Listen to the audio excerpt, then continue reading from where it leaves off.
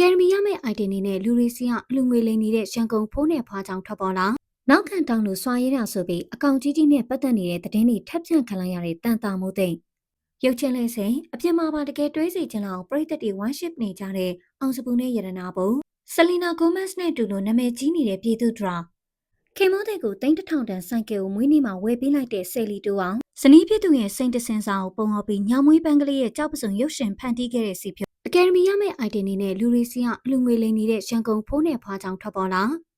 ာလူတွေကိုတနာဟန်ဆောင်ပြီးငွေတွေလိမ်နေတဲ့အဖိုးနဲ့ဖွားရဲ့ဗီဒီယိုဖိုင်တစ်ဖိုင်ကလူပြောများနေပါတယ်ဒီဖိုးနဲ့ဖွားလင်းမယားလိမ်ပုံလိမ်နေရတော့ကားနမကြီးပေးမှာအဖွားကြီးကိုဖိုးကြီးကပွေထားရင်ထားမဟုတ်ရင်အဖိုးကြီးကိုဖွားကြီးကပွေထားပြီးအိမ်စီးကားတွေကိုတားတယ်အဲ့ဒီမှာကားဟစ်ပေးပြီးဆိုရင်ကားပေါ်ကိုချင်းနေလန်းကြည့်ပြီးလူပုံမပါပဲရင်မောင်းတယောက်တည်းဆိုရင်ပို့ပြီးဒရာမာချိုးတယ်လို့သိရပါတယ်သူတို့ဟာမူးလို့အသက်ရှူကြလို့နှလုံးဖောက်လို့မျိုးစုံပြောပြီးအိမ်ပြန်ပို့ခိုင်းတယ်အခုမပို့ပေးရင်ပဲရှောတော့မလို့လောက်တာအဲ့ဒီမှာကားပိုင်ရှာဆေးရုံဆေးကန်ပို့ပေးမယ်ဆိုရင်လုံးဝလက်မခံဘူးလို့ဆိုပါတယ်ဆေးဖို့မရှိလို့အိမ်မှာပဲပြန်နာကျင်လို့ပါဆိုပြီးတာဂီတာ108တောင်ဖျားနာကရက်ွက်တစ်ခုအတင်းလိုက်ပို့ခိုင်းတာလမ်းကြိုင်အိမ်မှာစားဖို့မရှိတာဆေးမကုနိုင်တာတွေပြောပြီးလှူပေးဖို့ပြောတတ်တယ်လို့သိရပါတယ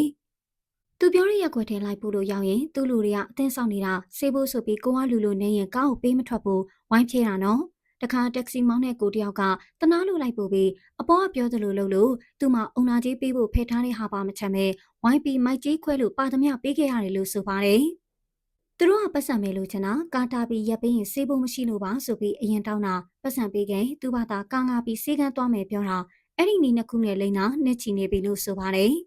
လူတွေကတော့ဖိုးပွားဆိုရင်ကိုတနာကြတာပါဒီလိုတနာတာကိုတုံးချကလိမ့်လေကြတာပါကြည့်ရှုနေကြတဲ့သူတွေကရောလူတွေတနာတာကိုတုံးချနေတဲ့အဖိုးဖွားကိုဘယ်လိုမြင်ကြပါသလဲနောက်ခံတောင်းလို့စွာရဲတာဆိုပြီးအကောင့်ကြီးနဲ့ပတ်သက်နေတဲ့သတင်းတွေထပ်ဖြန့်ခံလိုက်ရတဲ့တန်တာမိုးသိမ့်လူမှုခွင့်ရခေတ်ကြီးမှာနာမည်ကြီးဖို့ဆိုတာအမှုပညာတစ်ခုရင်းနဲ့မလုံလောက်တော့ပဲစကားတကုံ live တစ်ခုဒရာမာတစ်ပုဒ်နဲ့တင်လူတိုင်းရဲ့အာရုံစိုက်မှုရနိုင်တဲ့ခေတ်ဖြစ်လာပါတယ်အဲ့ဒီထဲမှာလက်တလောလူပြောများဆုံးဖြစ်နေတဲ့တန်တာမိုးသိမ့်နဲ့အော်ရုရဲ့ပြဿနာကတော့တာမန် celebrity drama တစ်ခုတည်းပို့ပြီးရှုပ်ထွေးနေလာခဲ့ပါပြီ။ host တော့မလုပ်ပါနဲ့ဆိုတဲ့စကားလေးနဲ့လူသိများလာခဲ့တဲ့တန်တာမိုးသိမ့်ဟာအရင်တည်းကပြောရေးဆိုရင်ဓာတ်ရိုက်ပြန်လဲတုံ့ပြန်တတ်တဲ့ပုံစံကြောင့်ပြည်တန်ချူဟာစွာလွန်းနေလို့တောင်မြင်ခဲ့ကြတာပါ။ဒါပေမဲ့သူကဘာလို့ဒီလောက်တောင်မကြောက်မရွံ့စွာတီးလန့်နေရတာလဲဆိုတဲ့နောက်ကွယ်ကအကြောင်းရင်းကိုဝေဖန်နေကြတာပါ။အဲ့ဒါကတော့ချစ်သူကြီးစာကိစ္စရင်းနဲ့ပတ်သက်လာရဲ့တန်တာမိုးသိမ့်တယောက်စွာကျဲနဲ့ရဲရဲဝံ့ဝံ့လုံရဲနေတာဟာသူရဲ့နောက်ကွယ်မှာအာနာရှိရာလူကြီးအတိုင်းဝိုင်းကအ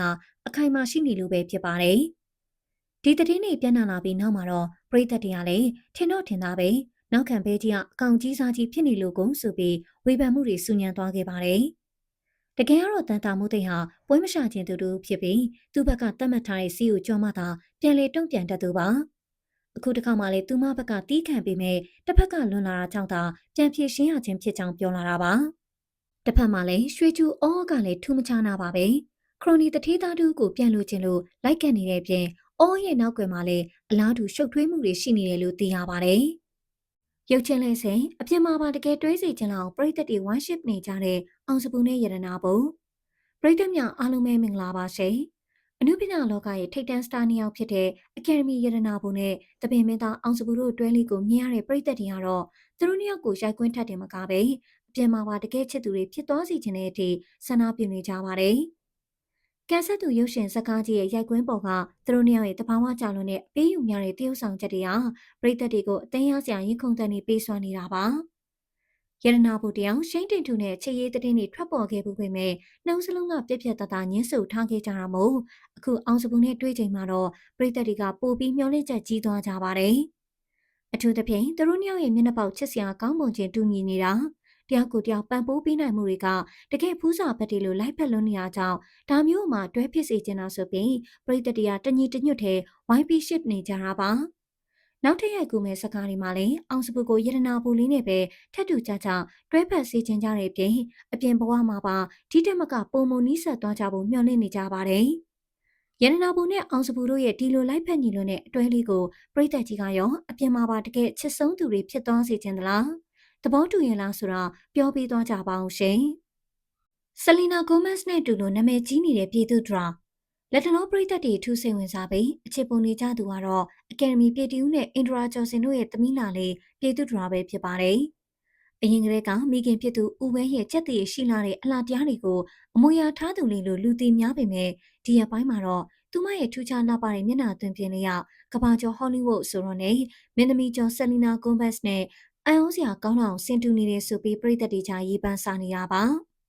ပြည်သူ့ဒရာလီရဲ့ဝိုင်းဆက်ဆက်မျက်နှာကြလေးဆွဲဆောင်မှုရှိတဲ့မျက်ဝန်းစုံနဲ့ပြုံးလိုက်ရင်ပေါ်လာတဲ့ပချိုင်လေးတွေကဆယ်လီနာဂိုမက်စ်ငယ်ငယ်တုန်းကပုံစံလေးနဲ့တကယ်ကိုထပ်တူကြနေတာကိုတွေ့ရပါတယ်။ဒါကြောင့်လည်းပြည်သက်တရားသူမကိုမြန်မာနိုင်ငံဆယ်လီနာဂိုမက်စ်လေးဆိုပြီးချစ်စနိုးနဲ့တင်စားခေါ်ဝင်နေကြတာပဲဖြစ်ပါတယ်။ပွဲခန်းသားတွေကိုတက်ရောက်တဲ့ခါတိုင်းမှာလည်းစင်ကျော်တဲ့အရွယ်လေးတွေနဲ့လိုက်ဖက်တဲ့ဖက်ရှင်ပြင်စိန်ကျော်ရှင်တဲ့ဟန်ပန်လေးတွေကြောင့်အားလုံးရဲ့အာရုံစိုက်မှုကိုပြေဝရရှိထားပါတယ်။မိဘရဲ့အမှုပညာသွေးပါတဲ့ပြည်သူဒရာလေးဟာအခုလိုငငယ်ရွယ်နဲ့တည်းသူမရဲ့ကိုယ်ပိုင်ဟန်လေးနဲ့ပြိသက်ကိုဆွဲဆောင်ထားနိုင်ပြီမို့နောက်တစ်ချိန်မှာအမှုပညာလောကတွေကိုဝင်ရောက်လာမလားဆိုတာကိုလည်းပြိသက်တွေကစိတ်ဝင်စားမျှော်လင့်ဆောင်စားနေကြပါတယ်။ကဲဗီဒီယိုလေးကိုကြည့်ရှုနေကြတဲ့ပြိသက်ကြီးတို့ရော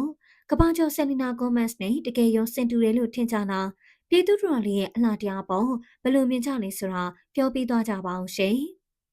ခင်မိုးတဲ့ကိုတိန်းတစ်ထောင်တန်ဆိုင်ကယ်ကိုမွေးနေ့မှာဝယ်ပေးလိုက်တဲ့ဆယ်လီတိုးအောင်လင်းယူရာအပြင်းလားမယ်လင်းယူရာအပြင်းလားဆိုပြီးရန်တွေ့နေတဲ့ဟာတာဗီဒီယိုဖိုင်လေးနဲ့လူမှုကွန်ရက်စာမျက်နှာထံမှာတုံတိုနာမည်ကြီးလူသိများလာခဲ့တဲ့ဆယ်လီတိုးအောင်ကိုအားလုံးပဲအမှတ်ရကြအောင်ပဲထင်ပါတယ်။တိုးအောင်ဟာလိန်တူချစ်သူ LGBT တယောက်ဖြစ်ပေမဲ့သူမရဲ့မလျှော့သောဇွဲလုံးလာစူးစမ်းမှုတွေရိုးသားမှုတွေနဲ့အတူချစ်ခင်မှုဖြစ်သူကိုလင်းနဲ့အတူတကွစိုးလူကောင်ပတ်လက်တွဲပြီးစီးပွားရေးကိုကြိုးကြိုးဆဆလုပ်ကင်လာခဲ့တာပါ။အခုဆိုရင်တော့ဆယ်နီတိုအောင်ဟာအတိုင်းအတာတစ်ခုထိအောင်မြင်မှုတွေခိုင်မာရရှိလာပြီးကြီးကြီးတက်ချမ်းသာတဲ့ဘဝတစ်ခုကိုပိုင်ဆိုင်နေပြီပဲဖြစ်ပါတယ်။သူတို့ဇနီးမောင်နှံနှစ်ယောက်ရဲ့နားလည်မှုရှိရှိနဲ့တာယာပျော်ရွှင်တဲ့အိမ်တော်ရေးချင်လေးလေးကတော့အမျိုးသမီးစစ်တီအောင်ကြည့်ပြီးလိုက်ဖက်လွန်လို့အားကြငေးမောနေရတဲ့အနေအထားမျိုးပါ။အခုရပိုင်မှာလဲတူအောင်ကသူ့ရဲ့ချစ်ခင်မကိုလင်းရန်ကိုလူချင်းတောင်းတနေတဲ့ယောက်ျားလေးတိုင်းရဲ့အိမ်မက်လို့ဆိုရမယ်။3000ကျော်ရန်စူပါဘိုက်ဆိုင်ကယ်အကြီးစားကြီးကိုမွေးနေ့မတ်တရားလက်ဆောင်ဖြစ်ရရရော်ရော်ဝယ်ယူပေးခဲ့တာပဲဖြစ်ပါတယ်။မိမိချစ်ရတဲ့မြို့သားစိတ်ချမ်းမြေပုံနဲ့ပျော်ရွှင်စေဖို့အတွက်အခုလိုတမိုးကြီးမားလာတဲ့ပစ္စည်းကိုလူလီသိမ်းမရှိအားပေးဖြည့်ဆည်းခဲ့တဲ့သူမရဲ့လှပပြီးသဘောထားကြီးမြတ်တဲ့စိတ်ထားလေးကတော့တကယ်ကိုတွေ့ယူစရာပါပဲ။ကဲချစ်ပရိသတ်ကြီးတို့ရောအခုလိုမျိုးချစ်ခင်မောပေါ့အလိုက်တိတက်တဲ့တိုးအောင်ရဲ့လုံရလေးကိုဘယ်လိုမြင်ကြလဲဆိုတာ comment မှာပြောပြသွားကြပါအောင်ရှင်။ဇနီးဖြစ်သူရဲ့စိန်တစင်စာကိုပုံဟောပြီးညောင်မွေးပန်းကလေးရဲ့ကြောက်ပစုံရုပ်ရှင်ဖန်တီးခဲ့တဲ့စီဖြို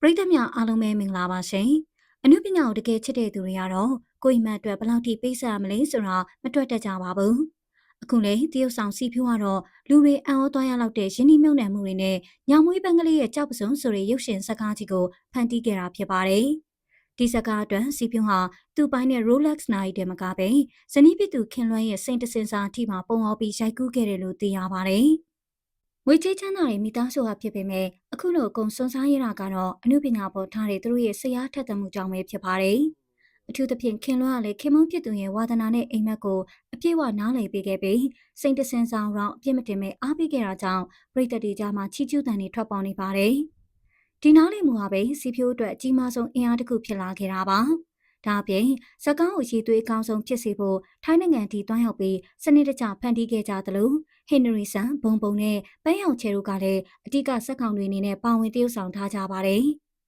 အခုဆိုရင်သူတို့ရဲ့ကြိုးစားမှုတွေကအရာထင်လာခဲ့ပြီးညမွေးပန်းကလေးရဲ့ကြောက်ပစုံဇကားကြီးကနိုင်ငံတကာရုပ်ရှင်ပွဲတော်မှာပါရွေးချယ်ခံခဲ့ရပါတယ်။စီဖြိုးနဲ့ခင်လွမ်းတို့ဇနီးမောင်နှံကလည်းဗမာကတကာနိုင်ငံတကာအဆင့်ထိရောက်သွားတာကိုမြင်ရတာနဲ့တင်ပင်ပန်းခဲ့သမျှတန်သွားပါပြီလို့ကြီးနူးစွာရင်ဖွင့်ထားပါတယ်။ဇနီးရဲ့စိန်တစင်စာနဲ့လဲလဲပြီးဖန်တီးခဲ့တဲ့ဒီနုပညာကားကြီးဟာပရိသတ်တွေအတွက်ဘယ်လောက်ထိရပေးနိုင်သလဲဆိုတာကတော့ယုံတင်ချိန်မှာကိုယ်တိုင်စောင့်ကြည့်အားပေးလိုက်ကြရအောင်နော်။